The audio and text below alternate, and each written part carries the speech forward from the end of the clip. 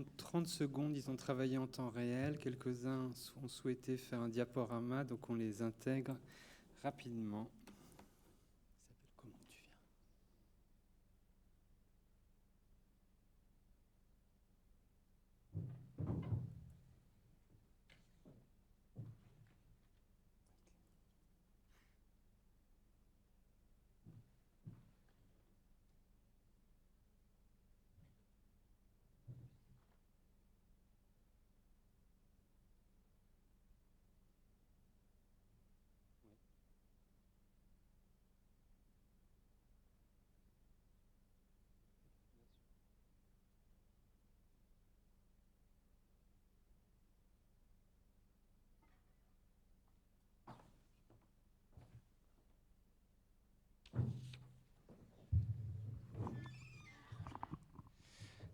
Bien, alors on vous l'avait dit ce matin, le cœur de cette journée, parce que l'on souhaite que ce soit le début de quelque chose, d'un début d'un travail qu'on va mener ensemble, cœur de ces ateliers, on souhaitait que ce soit les ateliers, que vous ayez du temps, que vous puissiez le préparer un petit peu en amont. On sait que le temps, quand on est 50 et que nous avons tous envie de dire des choses passionnantes, ça ne permet pas nécessairement de tout dire.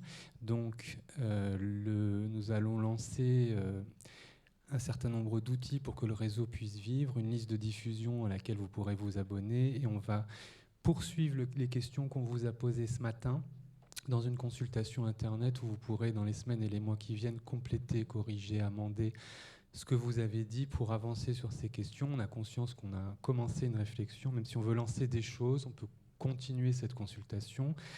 En tout cas, Stéphane arrive. Je meuble en t'attendant, en fait. Je voudrais vraiment remercier tous ceux qui ont contribué à ces ateliers, les animateurs, évidemment, les secrétaires. Vous avez vu, et nous, on est très heureux que ce soit des jeunes chercheurs qu'on a soutenus ou qu'on est en train de soutenir qui aient accepté de jouer ce rôle. Évidemment, vous tous qui avez participé, mais ceux qui ont dû à la fois essayer d'écouter, d'avoir des idées et d'en faire la synthèse. Donc, Aline Corvol, Federico Palermiti, Stéphane Adam, Roméo Fontaine. On va commencer tout de suite par l'atelier 4 et par qui portait sur le changement de paradigme de la dépendance à la prise en compte des citoyens en situation de handicap cognitif, et c'est Federico Palermiti qui était le rapporteur de cet atelier. Merci beaucoup Fabrice, je ne sais pas si on m'entend.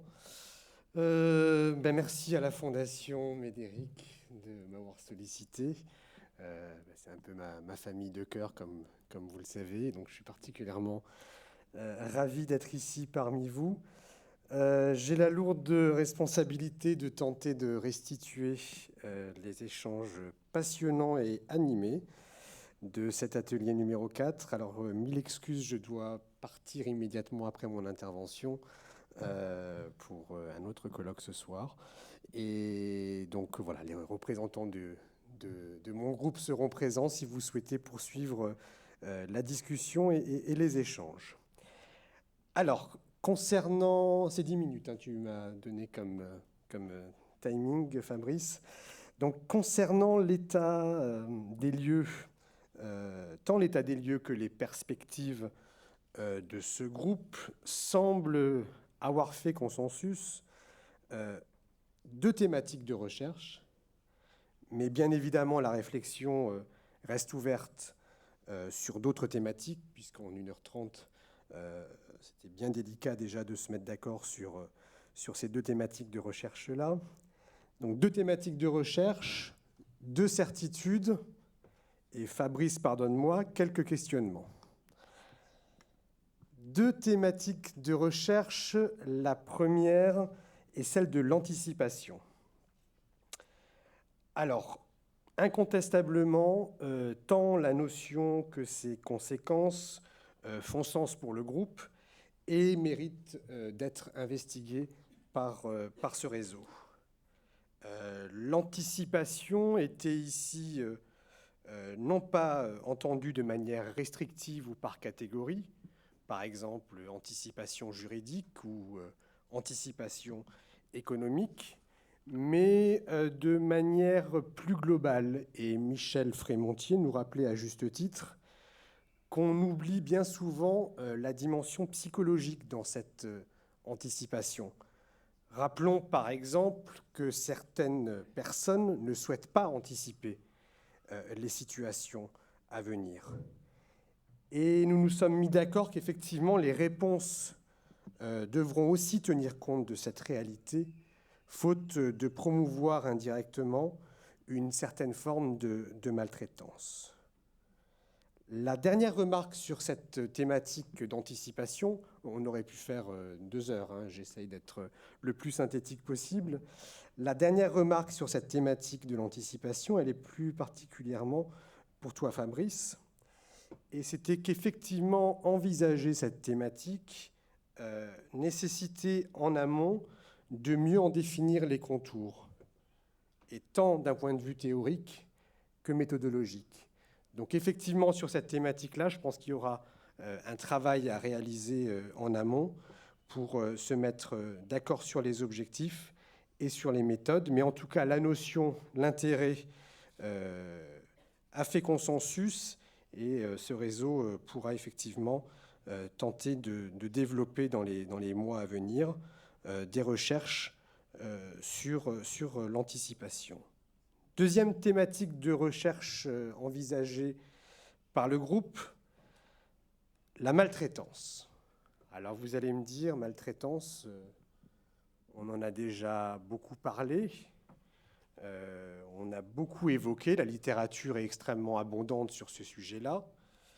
Et le choix du groupe a été justement de se dire, on ne va peut-être pas aborder les questions de maltraitance directe, individuelle, mais peut-être que la valeur ajoutée de ce réseau et d'une recherche en SHS sur la maltraitance serait de davantage nous éclairer sur la manière dont la société, d'une façon globale, pouvait être maltraitante pour la catégorie des personnes concernées par notre thématique.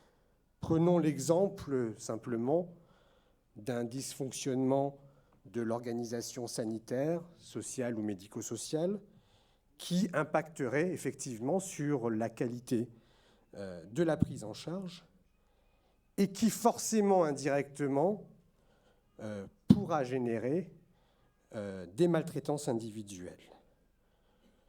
Bref, pour résumer, les sciences humaines et sociales peuvent faire que l'offre et la demande, on avait beaucoup de personnes issues du terrain, des gestionnaires d'établissements, faire que cette offre et cette demande se rencontrent au bon moment et au bon endroit.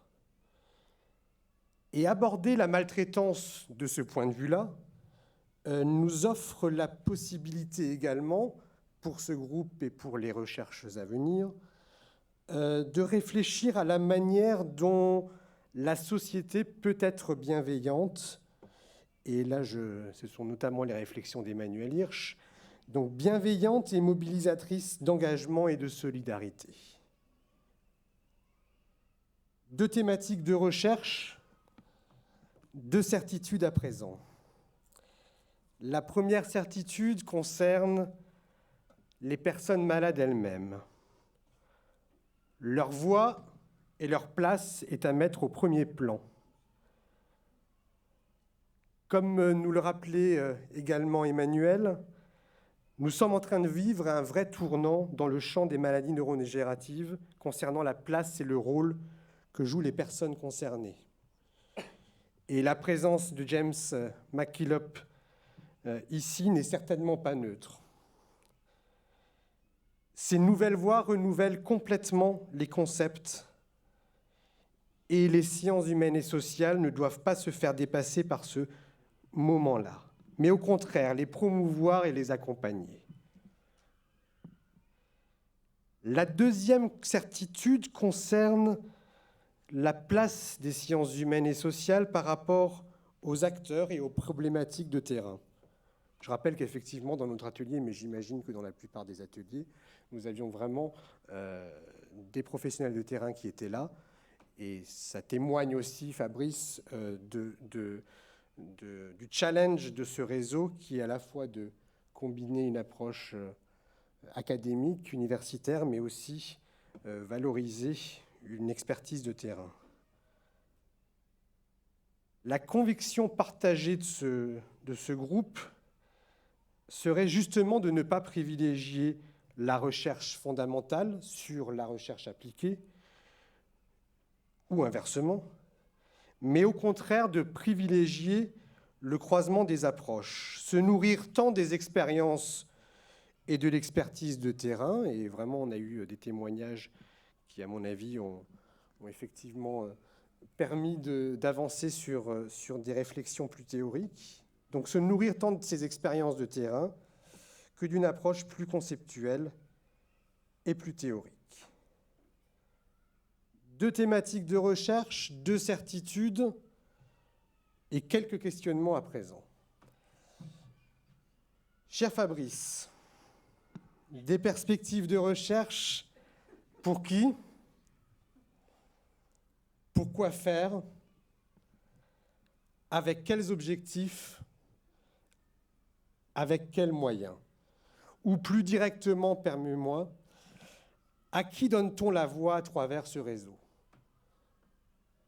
Ce furent effectivement les questions qui ont émergé à la fin de nos ateliers, qui sont certes un peu déconnectées des thématiques de recherche sur lesquelles tu voulais qu'on travaille, mais je pense qu'il était important de te les livrer. Je finirai mon intervention par 2 remarques. La première est, comme tu l'as si bien démontré avant-hier à Nantes, à l'université d'été de l'espace éthique, et je vous invite d'ailleurs à aller voir la vidéo de Fabrice et de l'université, cher Emmanuel, sur ton site. Tu nous as ouvert, Fabrice, une nouvelle voie, je pense, en abordant ces problématiques, sous le prisme des droits de l'homme. Alors, je ne vais pas revenir sur je n'ai pas ton talent et ton génie pour refaire une synthèse sur ce que tu nous as proposé à l'université d'été, mais effectivement, aborder ces 2 thématiques, et de manière générale, je pense que les thématiques des autres groupes également, sous ce prisme-là des droits de l'homme, ouvrent à des perspectives plus audacieuses, tant d'un point de vue conceptuel, on en a un peu parlé dans le groupe par rapport à la norme, qu'en termes de mise en œuvre concrète sur le terrain.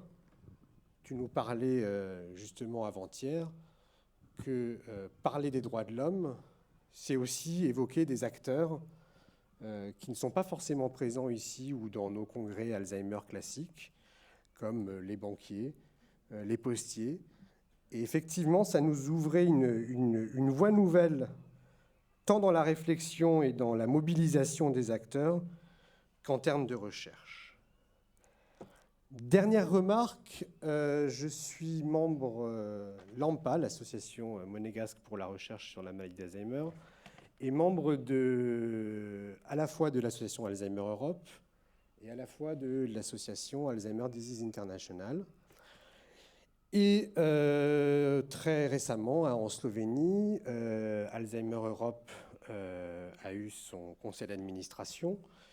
Et le bureau d'Alzheimer Europe, dont Marie-Odile de Sana est membre, ont adopté une résolution pour leur plan d'action sur 2 ans, qui concernait une collaboration entre Alzheimer Europe et Alzheimer Disease International pour faire campagne pour que la maladie d'Alzheimer soit prise en compte dans la Convention des Nations Unies sur le handicap.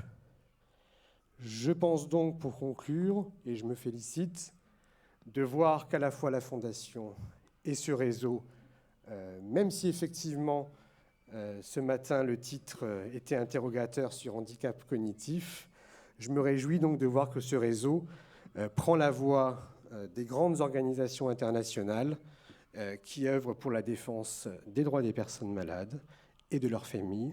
Je vous remercie.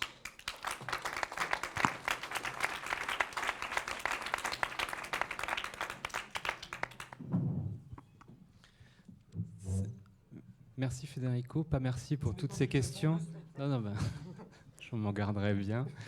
Je sais que tu dois nous quitter, mais ce qui était important, je pense ce qu'il faut retenir là, c'est on veut à la fois agir. Maintenant, on est suffisamment nombreux. Je pense que vous êtes là et vous êtes mobilisés, et on veut, dans les mois qui viennent, on l'a dit, on le répète, on veut se mettre au travail ensemble. Ce qui ne veut pas dire, et c'est ce qui était très important, je trouve, dans l'exposé de Federico, c'est qu'en même temps, il y avait un recul.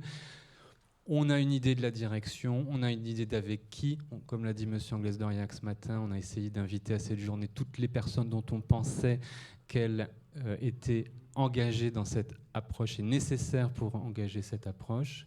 Des sciences médicales aux personnes qui interviennent directement auprès des personnes malades. Donc c'est important qu'on garde ce recul sur ce qu'on fait, et on veut passer à l'action, mais gardons ce recul et gardons ouvertes ces questions. On va évidemment y apporter des réponses, quelques éléments de réponse en fin de journée.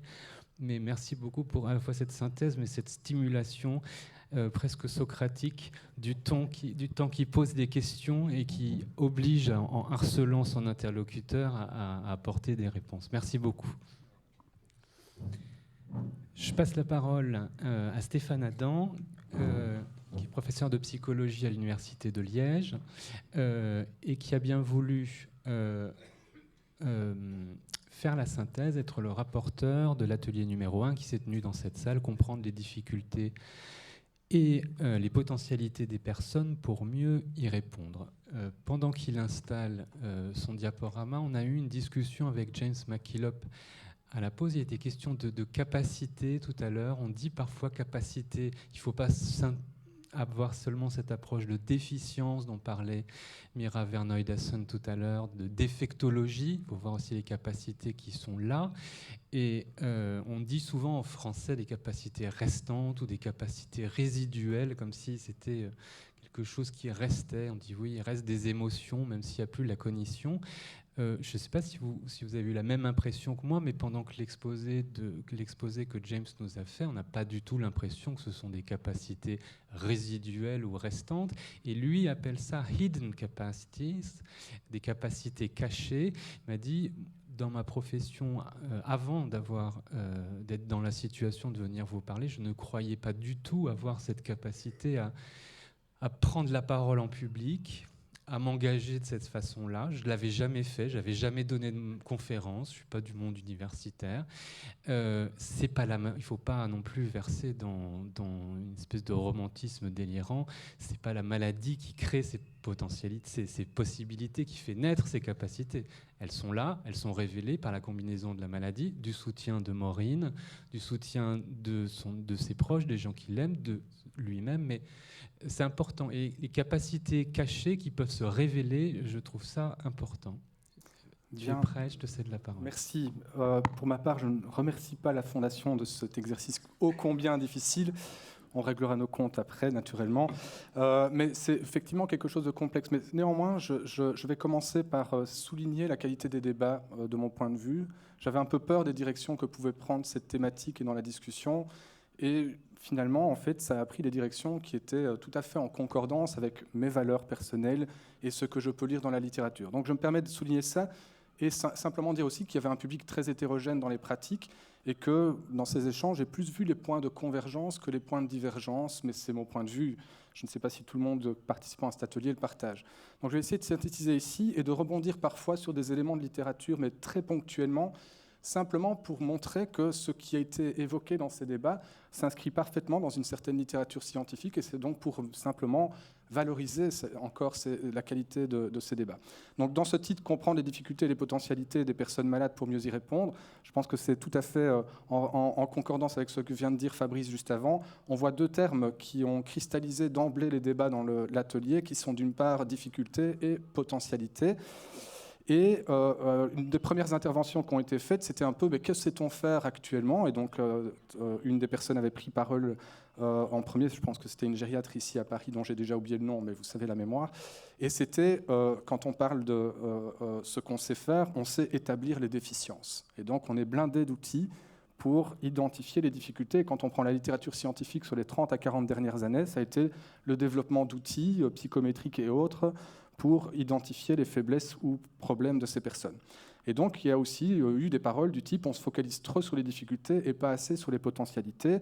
Et une autre personne qui a ajouté « on ne sait pas identifier les ressources », dixit de nouveau les potentialités. Alors ça me parle complètement, parce que dans une des études qu'on est en train de mener, on posait la question suivante à un ensemble de personnel dans les institutions pour personnes âgées, donc c'est les EHPAD en Belgique, 1410 membres du personnel qui vont autant de la direction jusqu'au personnel de soins ou les personnels de chambre ou qui servent les repas.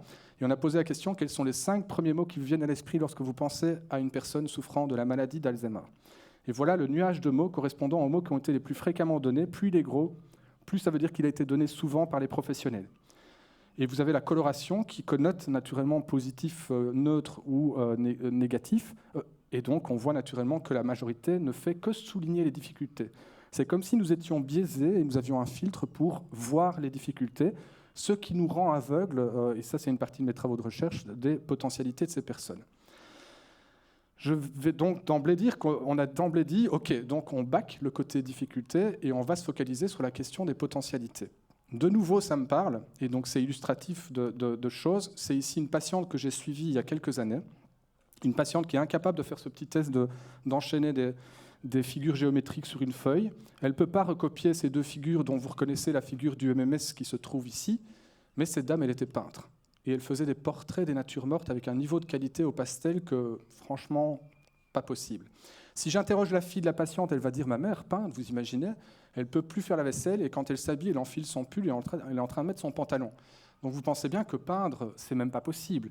Si je vois ces dessins-là, je peux me dire qu'effectivement, il paraît peu probable que. Néanmoins, on a quand même testé, on a pris des bêtes dessins, tomates, carottes. Et au départ, j'invite la patiente à dessiner avec le petit regard thérapeutique à 2 balles, à savoir, je lui disais, vous avez le médicament, vous avez l'essence, dessiner, ça fait tourner le moteur. Et donc la dame m'envoie paître, elle ne veut pas dessiner. Par contre, quand je lui dis, je ne sais pas dessiner, je trouve ça passionnant, montrez-moi comment vous faites, elle prend son crayon et elle fait ceci en moins de temps que pour faire les 2 figures géométriques précédentes. Donc on voit le contraste entre la difficulté, et entre autres dans un contexte psychométrique, et les potentialités cachées chez cette patiente. Et je suis de nouveau sensible à ce que disait tout à l'heure Fabrice en référence à l'exposé de M. McCulloch. Donc là, quand on va dire à la fille, regardez, et qu'on montre les dessins, on a dû montrer la vidéo de sa mère dessinant, et subitement sa fille était là, waouh, elle sait encore faire ça, et ça change l'angle, elle ne voit plus ce qui est perdu, elle voit ce qui persiste. Et ça parle dans une autre théorie qui s'appelle la théorie de la sélection socio-émotionnelle de Carstensen, qui est passionnante et qui explique pourquoi les vieux sont-ils plus heureux que les jeunes. Il y a ce qu'on appelle le paradoxe du bien-être. Le bonheur est plus élevé chez les personnes âgées que chez les jeunes. Il y a moins de dépression chez les personnes âgées que chez les jeunes, il y a moins de sentiments de solitude. Les jeunes sont plus critiques sur leur corps que ne le sont les personnes âgées.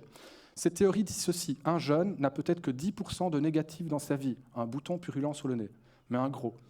Il est tellement focalisé sur ce bouton purulent sur le nez que subjectivement, ce 10% de négatif devient 70% pour parler belge de négatif.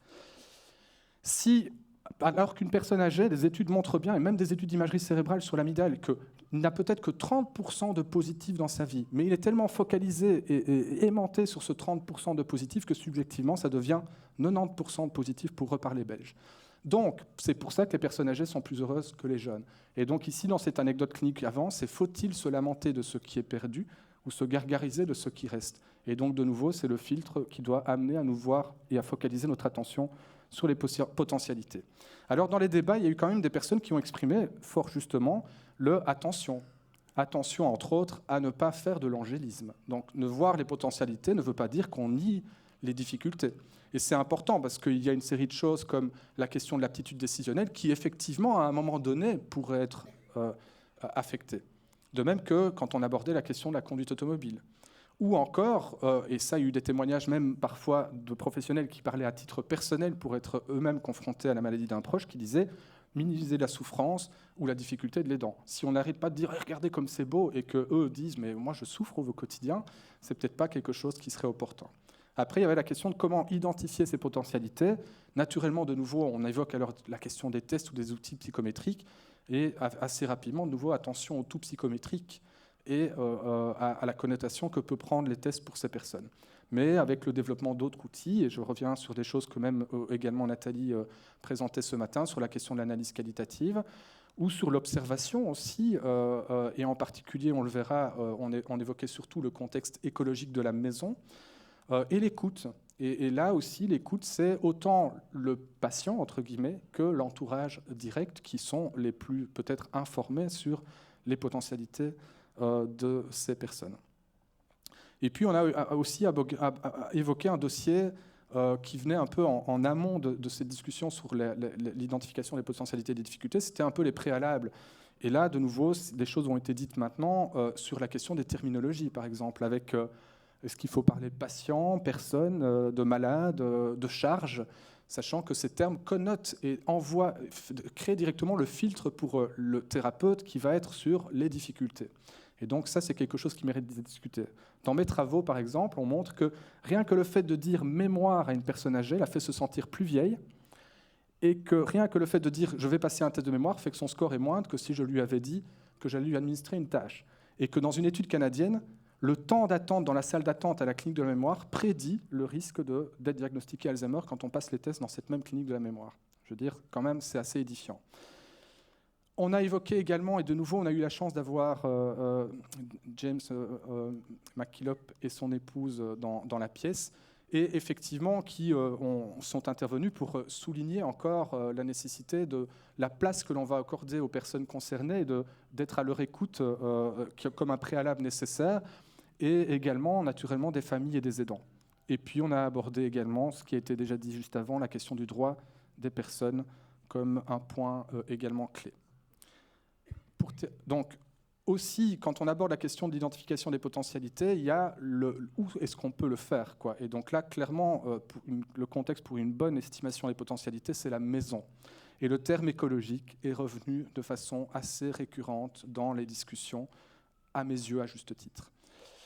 Et enfin, dans le débat, il y a toujours les personnes qui viennent avec des lourds dossiers en fin de débat, et un des dossiers était de dire « mais il me semble que dans le titre, il manque un terme qui n'a pas été abordé, c'était « comprendre ». Tout à fait. Cette personne avait raison. C'était un petit peu ton bêta. Non, je rigole, c'était tout à fait à propos. Et donc, effectivement, là, ce débat a pris différentes directions qu'il est difficile de synthétiser ainsi, mais la meilleure façon de l'illustrer, c'est de dire il faut envisager les choses du point de vue clairement systémique. Ce qui implique et ce qui légitime, entre autres, les approches pluridisciplinaires et transversales, d'ailleurs. Donc, il faut considérer le patient, la personne avec démence, peu importe le terme, enfin, peu importe, il faudrait en discuter, la famille, dans un contexte qui est le domicile, qui doit être l'objet premier de cette étude, et incluant également dans cette dimension-là les professionnels, la société dans son ensemble. Il y a eu aussi une intervention alors par rapport à la question du système organisationnel, avec toute la question de la coordination des différents intervenants et aussi de la communication par rapport à ces différents intervenants. Et puis, il y a eu différentes autres notions qui renvoient plus à des valeurs qu'on pourrait qualifier comme la question du plaisir, comme étant un point central, comme le output final dans tout objet d'évaluation ou de prise en charge. La question de l'adaptation aussi, s'adapter en ayant une bonne compréhension, ça nous permet de mieux nous adapter à la situation, et ça inclut autant le professionnel que l'aidant familial. Aussi de l'interculturalité, donc c'est d'être à l'écoute de l'autre et de le comprendre dans toutes ses dimensions, et entre autres culturelles, si on est face à des personnes d'origine étrangère. Et aussi, et ça c'est ce qui clôturait nos débats, la question de la spiritualité qui a été envisagée et d'ailleurs qualifiée de chose difficile à aborder dans le contexte particulier de la France, alors qu'effectivement la littérature, entre autres anglo-saxonne, montre l'importance de la spiritualité, quelle que soit la forme qu'elle prend, sur le bien-être de autant le patient d'ailleurs que les aidants. Et dernier, pour terminer par le dessert, naturellement, la sexualité. Blague à part, c'est quelque chose qui paraît assez éludé. Dans une des questions qu'on pose dans mes petits examens de départ, c'est quel est le pourcentage, et c'est une étude scientifique, des personnes de 89 ans à 102 ans qui déclarent avoir eu un rapport sexuel pénétratif dans les 12 derniers mois. D'accord ? C'est 60% des hommes et 30% des femmes. D'accord ? Donc la sexualité n'est pas inexistante et elle est souvent quelque chose qui est ignoré, ou c'est comme si de nouveau le filtre nous amenait à la nier. Et quand on aborde la question de la sexualité dans les institutions, pour l'expérience que je peux en avoir dans les formations des professionnels, chaque fois quand on vient avec le dossier de la sexualité, c'est abordé comme on a un problème. Alors que de nouveau, on renvoie à la notion de plaisir, ici charnel et tout ce qu'on veut, mais de humanité à part entière. Voilà, j'espère avoir rendu compte. Merci de votre patience, en tout cas. Voilà.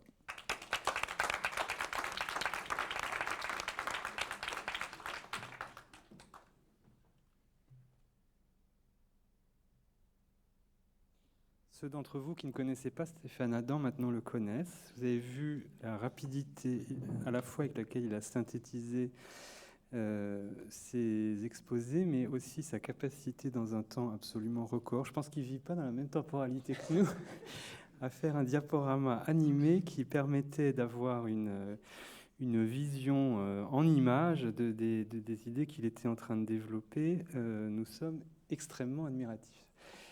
Mais pas simplement sur la forme, parce que vous avez tous vu évidemment que cette forme était au service d'un fond, et je pense que ce que vous avez travaillé, analysé dans cet atelier était particulièrement bien rendu. Merci infiniment. Je passe la parole à Roméo Fontaine, qui est maître de conférence en sciences économiques à l'Université de Bourgogne et chercheur associé à la Fondation Médéric Alzheimer, pour rendre compte de l'atelier 2 et le mettre en perspective avec le point de vue qui est le sien. Cet atelier s'intitulait « Resituer la personne dans son environnement familial et social ». Bonjour à tous.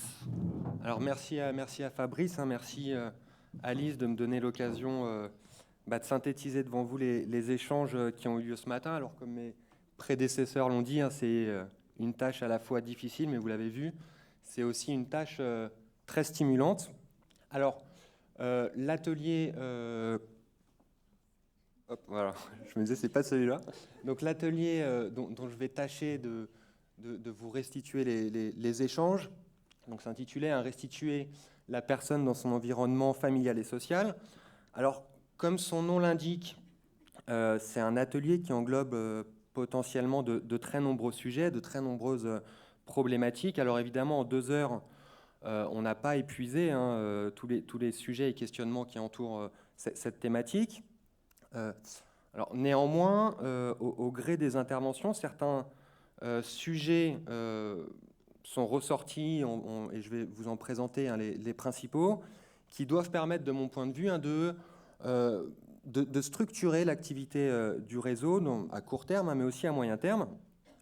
Alors, j'ai été tout d'abord assez étonné de voir à quel point ces sujets n'étaient pas propres à des disciplines, mais au contraire faisaient en quelque sorte consensus, soit parce que les intervenants ont pointé des résultats qui étaient convergents avec des approches totalement différentes, soit au contraire parce qu'ils ont mis en évidence des lacunes en termes de connaissances et des points sur lesquels il faut travailler.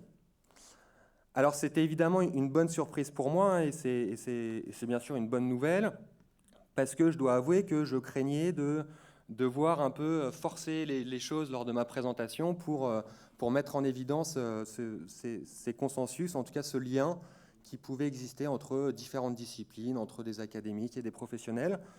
Et donc, voilà, j'ai été assez surpris de voir qu'il y avait des points de convergence assez forts. Alors, qu'est-ce qu'on peut retenir de cet atelier ? Donc, je vais insister dans ma présentation sur trois points que je vais détailler par la suite, mais je vous les présente très rapidement tout de suite. La première chose, donc ça renvoie à un résultat qui a été pointé par tous les intervenants, qui est la nécessité de tenir compte dans l'ensemble de nos travaux de la diversité des situations des personnes malades et de leur entourage. Donc je vais y revenir, mais c'est un point important et ça doit être, de mon point de vue, un point de départ de toutes les analyses qu'on doit mener en sciences humaines et sociales. Alors, les 2 autres points que je vais vous présenter, donc, qui renvoient plus à des thématiques qui pourraient structurer l'activité du réseau et qui pourraient fédérer les différents partis. La première chose qui est apparue, c'est le besoin de travailler davantage sur le processus de décision. Donc je vais redétailler ça par la suite, mais c'est l'idée que beaucoup ont mis en avant le fait qu'il y avait un manque de connaissances sur la manière dont les personnes malades, leur entourage, les professionnels prenaient des décisions qui ont des implications, on va le voir, très, très importantes et qui conditionnent évidemment l'efficacité de l'offre de prise en charge, par exemple. Dernier point que j'aborderai en fin de présentation et qui, encore une fois, fait consensus et qui est ressorti de la plupart des interventions, c'est ça renvoie plutôt à des enjeux méthodologiques avec la nécessité de faire le point sur les méthodes qu'on utilise tous, chacun de notre côté, avec des méthodes parfois très différentes. Et on verra que il y a une demande, en tout cas qui a été exprimée par la majorité des intervenants, d'utiliser le réseau pour renforcer ces méthodologies et échanger sur ces méthodologies. Alors, premier point, on a commencé cet atelier, et c'était la même chose dans tous les ateliers, par que sait-on ? Que sait-on ? Alors, beaucoup de choses ont été évoquées, mais je pense qu'il faut retenir un résultat qui est assez général et que j'évoquais précédemment. Donc, un résultat qui est à la fois général et important, et qui renvoie à l'observation et donc à la prise en compte dans les travaux futurs de la diversité des situations dans lesquelles se trouvent les personnes malades. Alors diversité à différents titres, diversité évidemment au regard des symptômes, au regard des restrictions d'activité qu'engendre la maladie, mais pas seulement, restriction aussi, diversité au regard des contextes dans lesquels s'exprime la maladie.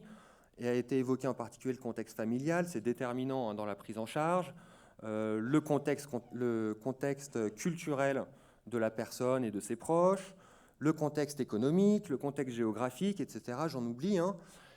Mais en tout cas, la nécessité d'appréhender ce contexte pour penser une prise en charge qui soit à la fois efficace et de qualité. Alors cette diversité des situations, des contextes, elle a été pointée, encore une fois, par de très nombreux intervenants, que ce soit des chercheurs académiques et de toutes les disciplines, mais aussi par des intervenants professionnels. Et elle ressort en particulier aussi bien des études qualitatives que des études quantitatives. Donc c'est un point important, avec de très nombreuses illustrations qui ont été évoquées ce matin. On a par exemple pointé l'effet du diagnostic sur les personnes malades et sur leur entourage, avec des différences, des études qui montrent qu'il y a des différences entre les dom-tom et la métropole, des différences au regard de l'âge. Les jeunes malades ne réagissent pas au diagnostic de la même manière que les personnes plus âgées. Au regard du binôme aidant-aidé, en fonction de est-ce que la personne aidante est le conjoint ou l'enfant. Des différences de genre qui n'ont pas été évoquées ce matin, mais qu'évidemment on a tous en tête. Donc ces différences contextuelles s'expriment à de très nombreux niveaux. Et ce qui est ressorti, c'est que sa prise en compte doit être une condition importante pour structurer les travaux futurs, et c'est par ailleurs une condition nécessaire à une prise en charge efficace et de qualité, que ce soit au moment de l'annonce du diagnostic, que pendant les mois qui suivent, et qui permettent de définir la prise en charge. Alors, je me permets ici d'évoquer une question dont on n'a pas parlé ce matin, mais évidemment, à partir du moment où on met en avant cette diversité qu'il faut prendre en compte dans nos travaux, cette diversité des situations, ça pose évidemment la question de la généralisation des bonnes pratiques, parce que, évidemment, ce que montrent la plupart des travaux, c'est qu'on arrive, évidemment, il y a des discussions méthodologiques qui doivent être menées, mais on arrive à identifier des prises en charge, des traitements non médicamenteux qui sont efficaces, mais ce dont on se rend compte, c'est qu'ils sont efficaces dans un contexte bien particulier. Alors, on évoquait ce matin, en reprenant les mots du président de la Fondation Méric Alzheimer, la nécessité de penser des outils, des prises en charge qui peuvent être généralisées. Alors, on voit la difficulté qui va se poser à nous. C'est à la fois que on met en évidence des traitements efficaces, très contextualisés, et puis en même temps, on a la volonté de les généraliser. Donc ça pose une question auquel on a tous intérêt collectivement à réfléchir. Alors d'autres éléments sont ressortis que j'évoque rapidement pour faire le point sur qu'est-ce qu'on sait aujourd'hui ou qu'est-ce qu'on est petit à petit en train d'apprendre. Alors de très nombreux sujets ont été évoqués, je les évoque juste sans les détailler. Premièrement, la nécessité d'intégrer réellement dans les travaux en SHS la question du droit des personnes. On l'a évoqué dans d'autres ateliers, si j'ai bien compris. La question de l'accessibilité cognitive, qui prend une place grandissante dans les questionnements à côté de l'accessibilité physique, que ce soit aussi bien au niveau du logement, au niveau des transports, au niveau de l'information, au niveau de l'accès aux soins. La question de la sortie du marché du travail chez les malades jeunes, sur lequel il y a des travaux qui commencent à apparaître, en particulier grâce aux travaux de la Fondation Méric Alzheimer, mais pas seulement.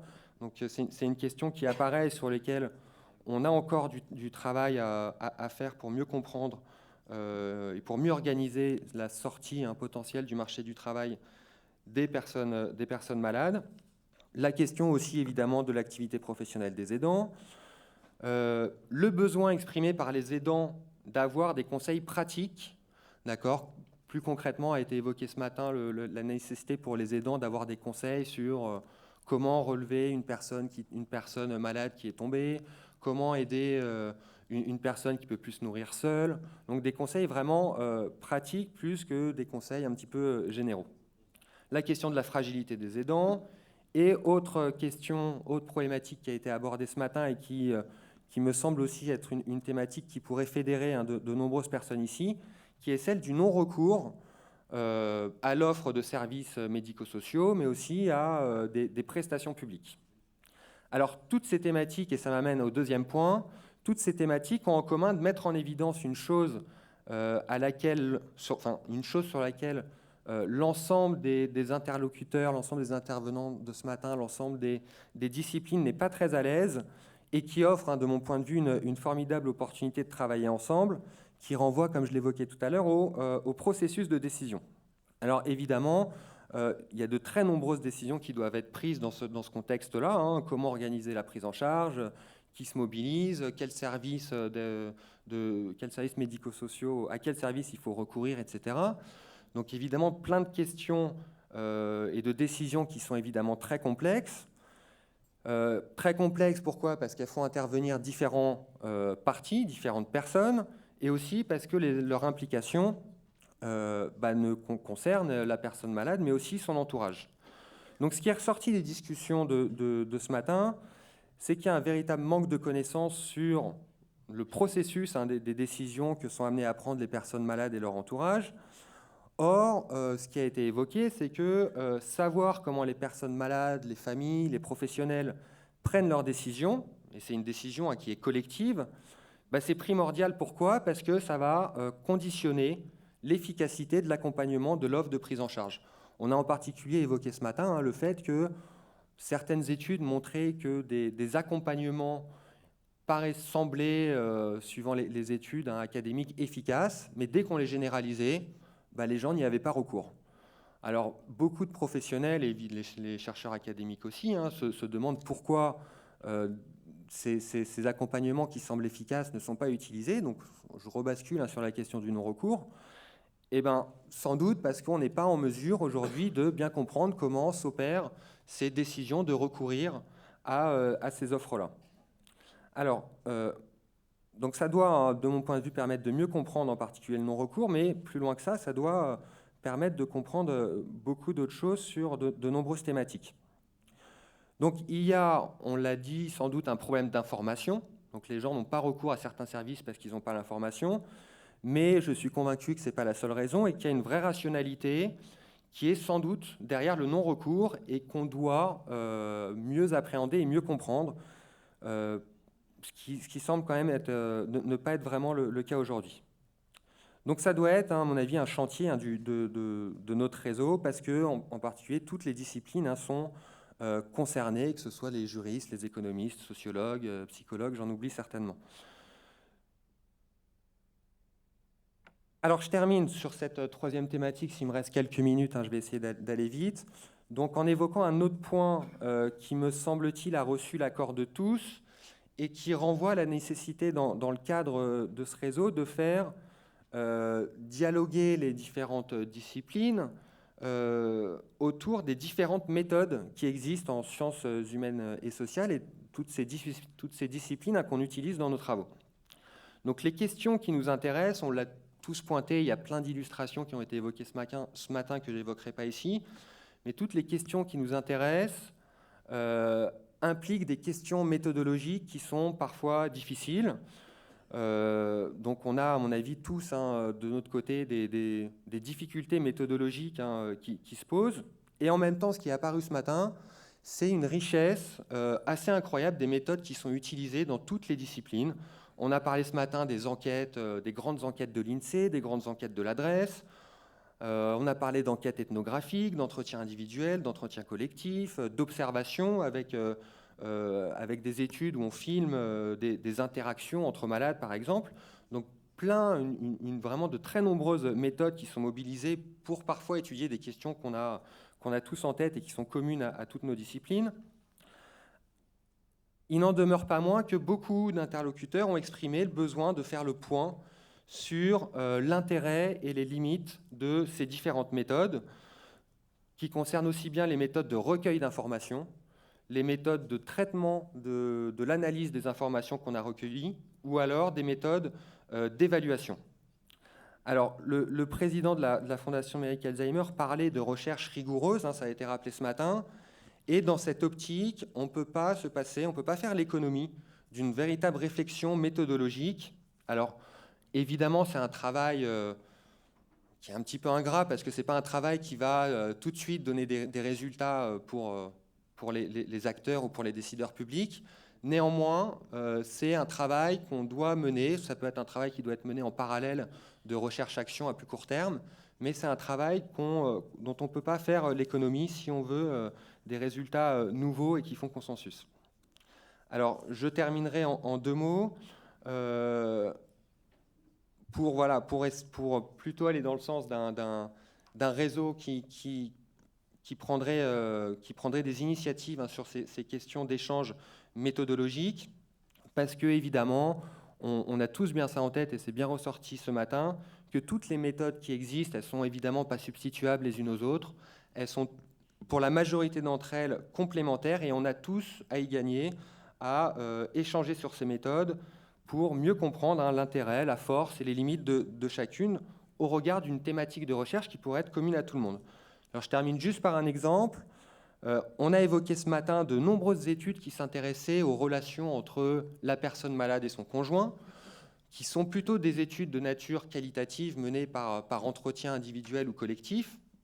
Et donc ces choses-là, moi en tant qu'économiste, c'est des choses sur lesquelles je ne travaille pas du tout, et je pense que les économistes qui sont dans la salle me contrediront pas. Pourquoi ? Parce qu'on ne dispose pas des instruments pour étudier de manière assez fine les relations entre une personne malade et son conjoint.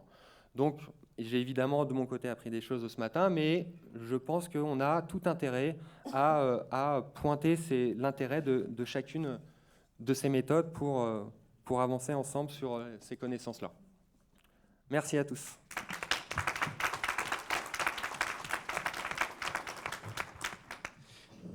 Je retiens plusieurs points de ce qu'a dit Federico. Roméo, c'est Léo.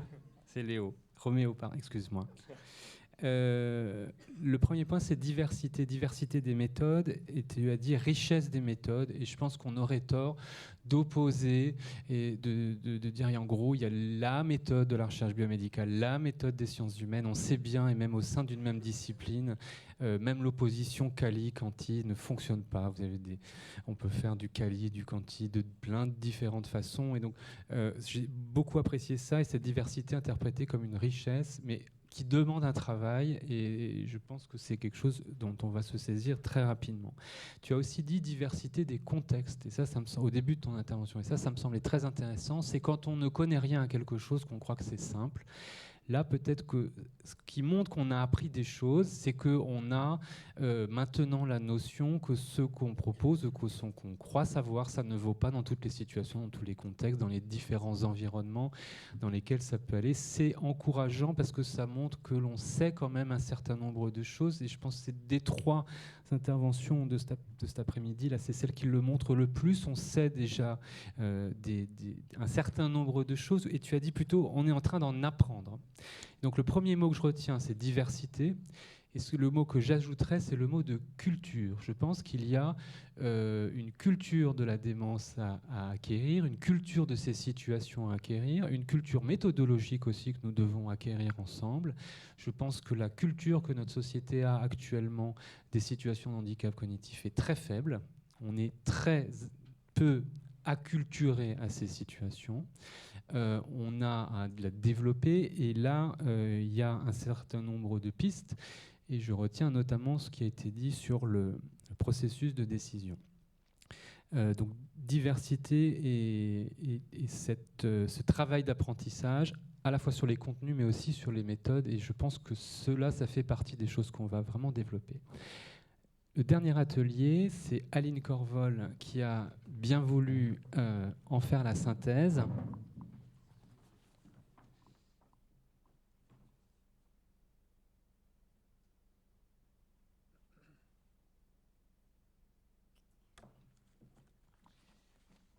L'atelier s'intitulait très exactement « Avoir accès à des professionnels formés et des services adaptés tout au long de la maladie et sans rupture ».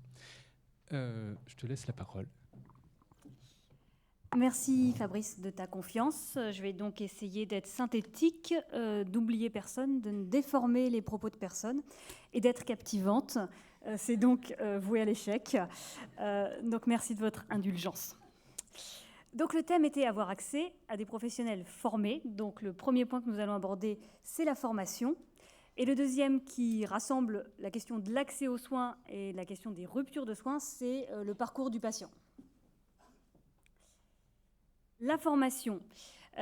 Donc on a identifié plusieurs axes qui pouvaient être travaillés. Le premier, j'ai envie de dire, c'est le plus simple, c'est d'abord qu'il existe déjà des formations qui ne sont pas forcément utilisées, qui ne sont pas forcément connues, et que donc une des actions de ce réseau, c'était peut-être déjà de diffuser les formations qui existaient, en particulier qui avaient été faites par l'un des membres de l'Assemblée. Donc il y a le docteur Gomas qui nous a parlé des 5 points de la démarche palliative en EHPAD, qu'il est prêt à vous divulguer si vous le souhaitez. Et le professeur Armel Gentric à Brest nous a parlé du réseau international HELP. HELP, c'est une méthode pour prévenir la confusion des personnes âgées à l'hôpital. Donc c'est toute une série d'interventions assez simples qui s'adressent aux aides-soignantes et aux infirmières pour que les gens qui sont hospitalisés ne se trouvent pas dans une situation de confusion, d'agression et supportent mieux leur hospitalisation. Donc là, je vous renvoie directement vers le docteur Gomas et le professeur Gentric pour ceux qui veulent plus d'informations. Donc ça, c'est les formations existantes. Après, il y a, on va dire, ce que j'ai appelé les problèmes récurrents, avec une petite pointe de fatalisme peut-être qui est apparue dans les interventions, parce qu'on n'a pas trouvé de solution là tout de suite à court terme pour ces problèmes. Il y a le problème de la formation en particulier des personnels non qualifiés, par définition, on va dire. Alors, les aides-soignantes sont déjà qualifiées. Les auxiliaires de vie sociale sont, par contre, du personnel vraiment non qualifié, avec le problème de comment améliorer leur formation, sachant que c'est une formation courte et qu'on ne va pas pouvoir... voilà. Donc, comment faire aussi bien dans la formation initiale que dans la formation continue pour améliorer leur qualification, leur formation. J'en reparlerai un petit peu juste après. Il y a le problème de la formation des personnels soignants au sens large à l'éthique, aux droits des personnes. Comment aussi faire qu'ils puissent comprendre qu'il y a une préservation de l'identité dans la démence et donc respecter mieux les personnes âgées. On a parlé aussi de l'agisme et comment intégrer la prévention de l'agisme, on va dire, dans la formation des soignants, surtout quand on sait que le contact avec les personnes malades peut renforcer les stéréotypes agistes. Et puis, comment former des soignants qui travaillent à l'hôpital, mais pas au contact de personnes âgées, qui ne sont pas dans les services de gériatrie, à l'accueil des personnes âgées, en particulier dans les services des urgences. Donc, si j'ai bien compris, la Fondation Médéric a un prix qui permet de récompenser des initiatives locales en ce sens. Après tous ces problèmes, on va dire, récurrents, il y a aussi des nouveaux besoins de formation qui n'existaient pas et qui font jour et auxquels il va falloir répondre. D'abord, il y a des nouveaux métiers. Donc, ce qui a été abordé en atelier, c'est, du moins si ce métier arrive à émerger en France, le baluchonnage. Donc, les baluchonneuses, c'est des personnes qui vont au domicile des personnes malades parce que l'aidant a besoin de répit, parce qu'il a besoin d'être hospitalisé ou tout simplement, et qui vont donc s'installer chez la personne 24 heures sur 24 pour lui permettre de garder ses habitudes en remplaçant l'aidant principal. Donc c'est vraiment une posture professionnelle qui est particulière parce que c'est à la limite entre l'aidant et le professionnel, justement. C'est un professionnel, mais qui va prendre la place de l'aidant. Et donc là, c'est des nouvelles questions et c'est bien sûr un nouveau besoin de formation. Il y a les nouvelles technologies qui vont nécessiter aussi des professionnels formés, puisqu'on est d'accord que le but n'est pas de remplacer les gens par des machines, mais qu'il y ait des gens qui sachent utiliser à bon escient ces machines. Il y a la question de la place des aidants. Alors, ce n'est pas un nouveau besoin, puisque les aidants, ils ont toujours été là, mais ce qui est nouveau, c'est peut-être d'abord des aidants qui demandent de la formation. Et ce qui est encore plus nouveau, c'est que peut-être qu'on a besoin des aidants pour former les professionnels. Donc, c'est le fait d'intégrer les aidants à la formation des professionnels pour que les professionnels puissent reconnaître la place de ces aidants, les respecter et savoir répondre aussi à leurs besoins. Dernier point qui a été soulevé, la formation à la recherche des paramédicaux. C'est-à-dire que si on veut une recherche appliquée, une recherche qui parte du terrain, il faut que les gens sur le terrain aient une formation à la recherche et une connaissance de ce qu'est la recherche et un accès à la recherche. Alors je crois que nos cousins québécois sont bien plus doués que nous pour ça, mais il y a certainement un besoin en France d'intégrer cette dimension de recherche dans la formation des paramédicaux, et ça, ce n'est pas encore le cas. Voilà, donc plein de pistes d'action pour tout le monde. Il y a aussi des problèmes pour mettre en place ces formations, en particulier des problèmes financiers. Qui va payer toutes ces nouvelles formations, en particulier si c'est des formations continues? Alors, première remarque, faut peut-être investir déjà sur la formation initiale, puisque ces formations, elles existent déjà. Donc, il y a sûrement un travail sur le contenu des formations initiales qui est indispensable. Alors après, si on change maintenant la formation initiale, ça ferait que dans 20 ans, la plupart des professionnels seront formés, mais c'est déjà ça. Donc, qui paie la formation? Là, il y a un problème de culture différente entre tous les organismes de formation professionnelle dont l'objectif principal est d'éviter que les gens soient au chômage. Et puis nous, soignants, où notre objectif, c'est que les gens malades soient bien soignés.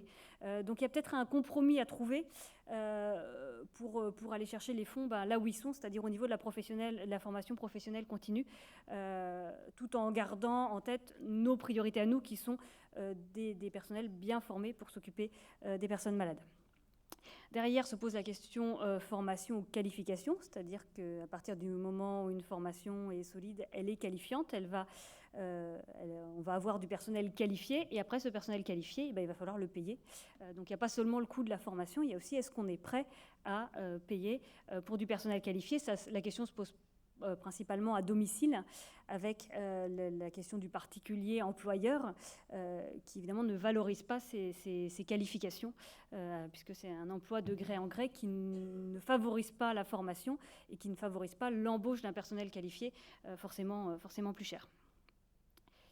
Voilà, donc là on n'a pas forcément trouvé de solution à tous ces problèmes, ni même de pistes.